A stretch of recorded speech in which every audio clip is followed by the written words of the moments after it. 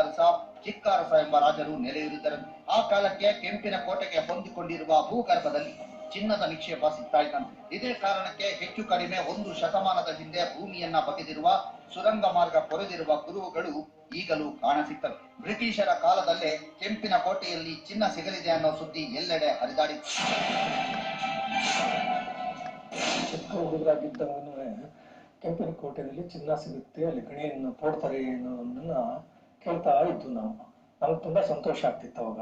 ಅಂದ್ರೆ 60-70 ವರ್ಷಗಳ ಹಿಂದೆ ಈ ಬಗ್ಗೆ ಕೇಳಿದ್ರೆ ಶ್ರವಣಬೆಳಗೊಳದ ಹತ್ರ ಚಿನ್ನ ಸಿಗುತ್ತೆ ಅಂತಂದ್ರೆ. ನಂತರದ ಕಾಲಗಳಲ್ಲಿ ಬ್ರಿಟಿಷ್ ಕಾಲದಲ್ಲಿ ಅಲ್ಲಿ ಅದನ್ನ ಪ್ರಯತ್ನ ಕೂಡ ಮಾಡಿದ್ರು. ನಂತರದ ಒಂದು ದಶಕಗಳ ನಂತರದಲ್ಲಿ ಅಲ್ಲಿ ಏನು ಅದರಿಂದ ಪ್ರಯೋಜನ ಆಗೋದಿಲ್ಲ, ಆದಾಯ ಬರೋದಿಲ್ಲ ಅಂತ ಹೇಳಿ ಅದನ್ನ ಕೈ ಬಿಟ್ರು ಅಂತ ವದಂತಿಗಳನ್ನ ನಾವು ಕೇಳ್ತಾ ಇದ್ವಿ.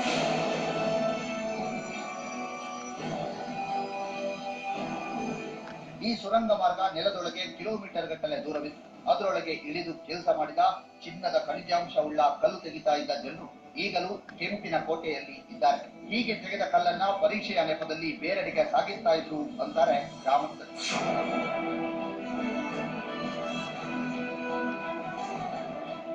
ನಾವು ಅದರೊಳಗೆ ಕೆಲಸ ಮಾಡ್ತಿದ್ದು.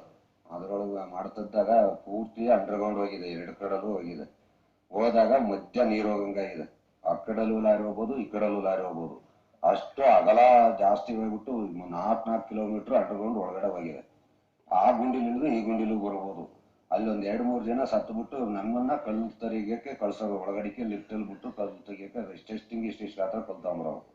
ಅದನ್ನ ಮೇಲ್ಗಡೆಗೆ ತಂದು ಕೊಡೋವು. ಕೊಟ್ಬಿಟ್ಟಾದ್ಮೇಲೆ ನಮ್ಮನ್ನ ಕಳ್ಸೋರು. ನಾವ್ ಅವ್ ಯಾವಾಗ ಸತ್ರು ಅಂತ ಅಂದ್ರು ಅದನ್ನ ಬಿಟ್ಬಿಡೋ.